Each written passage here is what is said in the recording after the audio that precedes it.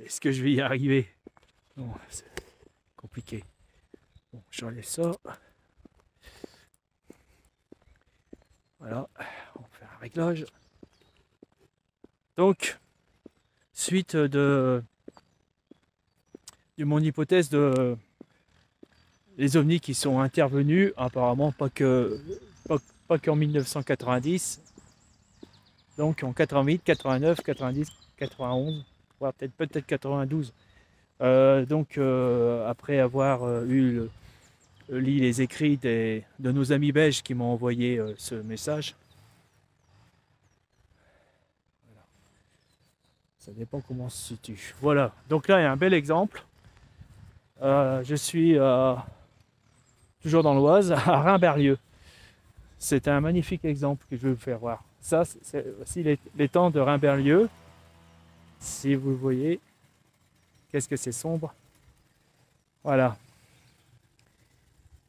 Donc, dans laquelle il y avait beaucoup d'étangs en Belgique et ils se sont arrêtés au-dessus, je ne sais pas combien. Essayez de faire le travail de votre côté et puis dites-moi si vous avez d'autres éléments. Ils sont arrêtés au-dessus des étangs pour faire quelque chose, pour descendre des engins qui ont plongé dans l'eau et y remonter.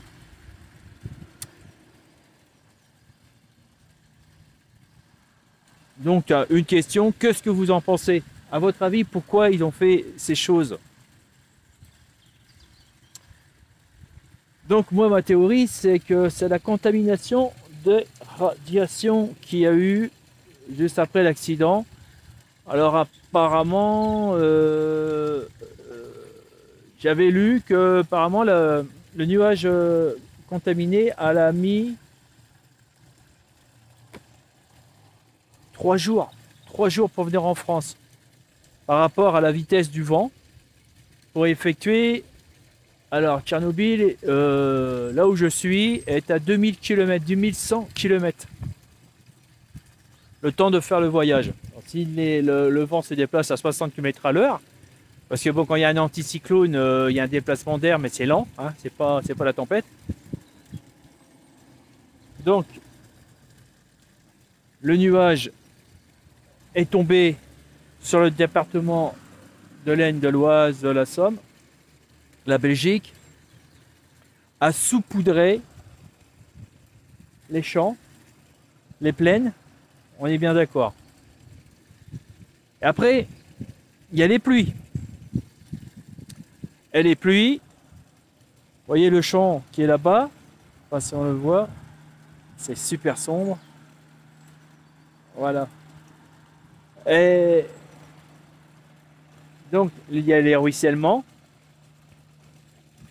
Et que je ne mets pas mon pied dans le trou. Les ruissellements qui ont parcouru les trottoirs. Donc voilà. Ah, d'ailleurs, voilà un bel exemple. Vous voyez ça? Je suis désolé, je vais mettre mes lunettes. Je sais pas si je peux en monter le. Bah non, on peut pas. Hein.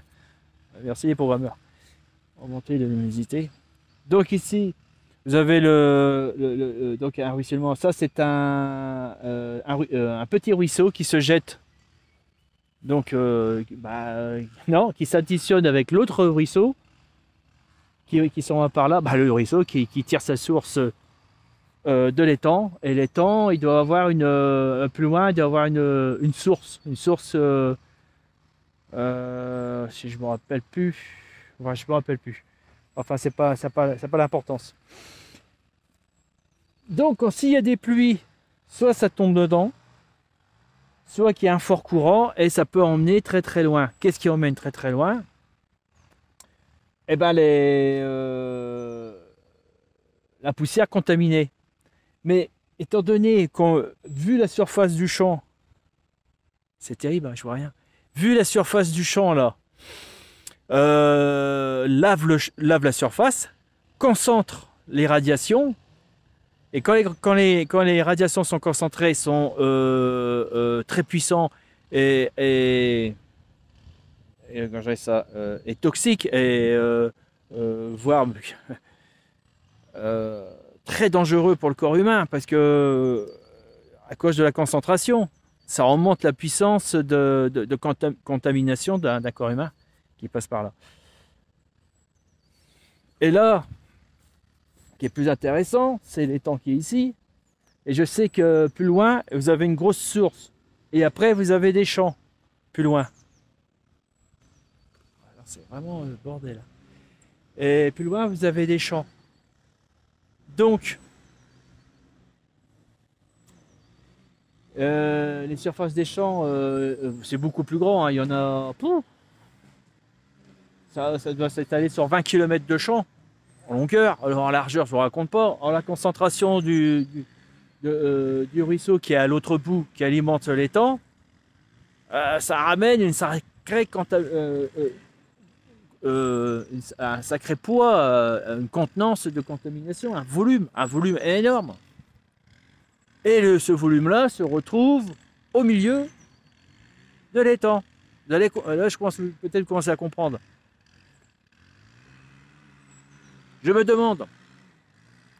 Et j'ai eu une autre information que je ne sais pas comment faire pour confirmer. Alors après, il y a des légendes, hein, et puis il y en a qui s'amusent de dire des conneries. C'est le problème des humains, c'est énervant, c'est comme ça. Il y en a qui a dit qu'il y avait une réserve pendant l'explosion de Tchernobyl. Il y avait une réserve d'uranium stockée. Et quand ils ont voulu la récupérer, l'uranium avait disparu et à la place, c'était de l'alu. Et ils se demandaient qu'est-ce que ça faisait là à la place de l'uranium, de l'alu. Et il y en a qui ont dit qu'ils ont observé des triangles énormes passer au-dessus de la centrale nucléaire accidentée de Tchernobyl. Je sais pas, le matin, je crois. Et donc, il y a une observation d'OVNI au-dessus et se demander ce que c'est. Ah, voilà. Bon. Essayez de chercher des infos là-dessus. Et si vous avez des infos, n'hésitez pas de le mettre en commentaire. Hein. Et si vous avez des questions, allez-y. Hein. Ça nous intéresse. Donc, j'ai bien l'impression qu'ils sont venus, forte hypothèse, décontaminer les secteurs. Et c'est pour ça qu'il y avait plus, par rapport à la première vidéo que j'ai fait, c'est pour ça la concentration a été plus importante ici. Après, je me suis dit, parce que, alors, cette histoire de concentration d'uranium due après des pluies, des ruissellements, c'est un article que j'ai lu sur Science et Vie. Donc, Science et Vie, c'était un magazine sérieux. Hein. Et ils avaient fait tout un article sur Tchernobyl. Donc, ils ont dû le sortir peut-être en 1988. Peut-être vous pourrez l'avoir sur Internet si vous voulez le lire. Et donc, le gouvernement n'a pas bougé, a laissé faire la chose. Et dans cet article, il y avait une forte, des forts malades de thyroïde et qui étaient fortement provoqués par les radiations.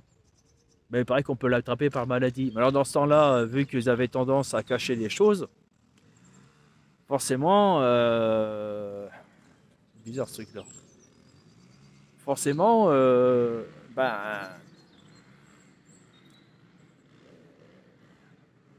c'est passé quand même comme ça, quoi. Il faudrait faire une enquête pour savoir le nombre de morts de thyroïde. Putain, j'ai du mal à le dire ce truc. Enfin, vous voyez ce que je veux dire. Le nombre de morts dus à cette maladie, à ce cancer. Et normalement, ça devrait chuter arriver à un moment. Après, je reviens sur Science et Vie. Et puis, il y a eu aussi même un communiqué bien tard d'interdire tous les gens de ramasser les champignons pour faire des recettes et en manger. Voilà. Parce que le champignon a tendance à prendre l'uranium et à le concentrer dans le champignon. Alors le champignon, à savoir que le champignon, c'est la fleur de la plante. Du champignon, c'est pas une plante, c'est un champignon. Ouais, c'est compliqué parce que un champignon est différent d'une plante végétale, qui ont dit. Enfin, vu de ce qu'ils ont dit les humains, on va dire ça. Alors donc, ça c'est la fleur de la plante et la plante, elle est sous terre. Et elle a des racines qui peuvent parcourir plusieurs centaines de mètres. Voilà. Alors parce que les racines des champignons fusionnent avec les autres racines des champignons et puis ça fait tout un réseau. Et il y avait aussi un autre problème, je me rappelle, il y a eu aussi interdiction de consommer le sanglier, qui pouvait potentiellement être contaminé. Bah oui, parce qu'il mange les champignons. Et les châtaignes au sol, qui ont été saupoudrées par l'uranium. Et il y avait un autre truc aussi, de ne pas se rapprocher des ruisseaux, ou en bas des collines, là où c'était cultivé, qui se sont aperçus tout ce qui était en bas, voyez, avec les ruissellements, en passant le compteur Gégère, se sont aperçus qu'il y avait une forte contamination. Ils se sont aperçus qu'il y a des endroits, il y avait des ruisseaux, je me rappelle, je l'avais lu cet article-là, il y avait des endroits, forte contamination, dangereux. Et donc, apparemment, nos amis de d'autres planètes ont dû décider de le contaminer. Et c'est pour ça qu'ils n'avaient pas le choix. Il a fallu qu'ils apparaissent et qu'ils fassent le boulot, pas en plusieurs années, avec un seul vaisseau, mais c'était une opération coup de poing quelque part.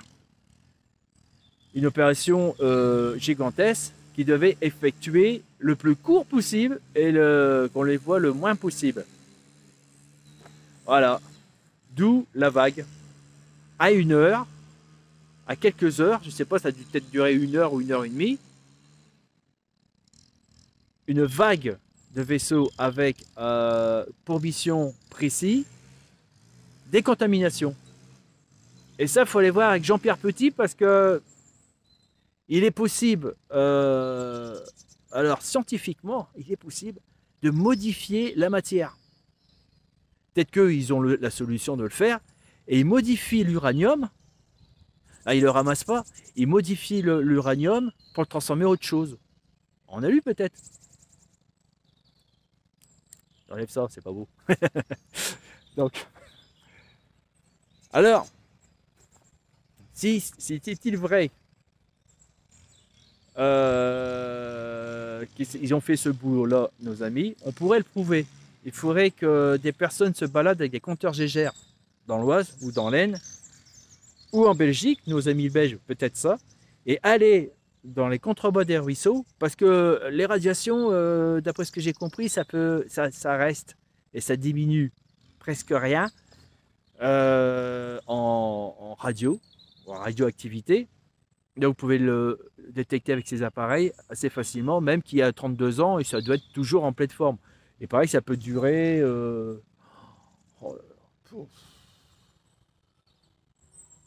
100, 200, 300 ans. Un truc comme ça, je crois. Ah ouais, bien. On a fait fort. Alors, ça serait super intéressant, ou peut-être reprendre les anciennes analyses où ils ont localisé les radiations et repasser autant par exemple, que de Science et Vie, étant donné qu'ils publient les rapports des scientifiques à travers leur magazine, peut-être retrouver ces gens qui ont fait les analyses à des endroits pour voir si c'est toujours autant radioactif. Oui. Ah oui, mais en France, il y a des zones qui peuvent être très dangereuses. Hein. C'est pour ça que, une fois, manger du cresson... bon. Par contre, vu que l'uranium, c'est quelque chose de très lourd, a tendance à s'enfouir. Il est peut-être descendu, il n'est peut-être plus dans la plante. De toute façon, c'est bonheur la chance. Hein. Après, si on attrape un cancer, on dira peut-être c'est la cigarette. Peut-être pas faux. Peut-être les deux à la fois. Après, ça n'améliore pas les choses. Bah voilà. Donc, je vous vois mieux là. Donc, si on passe à compteur geyser tout le long, c'est un peu comme le même système pour ramasser de l'or. Alors, ça j'ai étudié pour l'histoire de l'or, enfin c'est les métaux. L'or, par exemple, s'il y a un coude comme ça, on appelle ça un coude quand le ruisseau il est tordu, on voyait pas ma main. Quand ça fait un coude comme ça,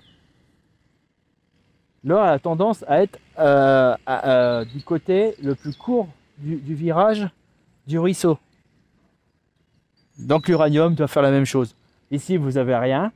Et si vous voyez que, je sais pas, on trouve pas un coude ici. Il y a un beau coude là, regardez. Juste là, regardez. Voilà. J'ai plus de lunettes, je vois un peu ma main. Elle est où? Oh, j'en ai marre. C'est génial. Voilà. Hop. C'est le chantier. Ah, ça, je vois la main. Voilà. Là, vous avez un coude. Ici, vous voyez? Le coude. Et là, donc, il y aurait une concentration, ça serait ici. Mais bon, avec les années, c'est certainement enfui. Et s'il y a eu des orages, peut-être c'est beaucoup plus loin, parce que là, ça a dû être lavé par les orages. Voilà. Excusez-moi, c'est un peu difficile. J'ai oublié d'augmenter la visibilité de la caméra et on peut pas le faire dès que la vidéo elle est en route. C'est con, hein, c'est pas parfait. Bon, bah, écoutez les amis, question, qu'est-ce que vous en pensez? Est-ce que vous pensez que c'est possible que nos amis ont décontaminé? Et tout ça explique les vagues. En fin de compte, ils ne sont pas venus visiter la planète. Il y en a qui ont dit c'est peut-être des nouveaux arrivés, ils sont arrivés et puis ils ont visité la planète. Parce que moi je trouve assez maladroit ce qu'ils font. Par contre, pour décontaminer, ils ne peuvent pas faire autrement ce jour-là pour bosser, et se présenter, et, enfin d'être vu par plusieurs opérations d'un soir, d'un autre soir suivant ou 3 jours après. Ça, je pense qu'il faut demander aux bêches parce que je pense qu'ils ont eu le droit, eux, plus que nous. Et donc, peut-être qu'il y a une forte concentration de radiation. Ils pourraient remercier nos amis d'autres planètes d'avoir fait le boulot. Voilà. De les avoir se préoccuper de leur santé.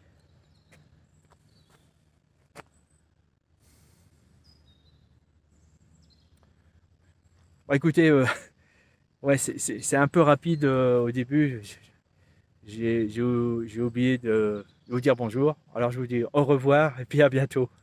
Et c'est toujours un vrai plaisir et un vrai bonheur.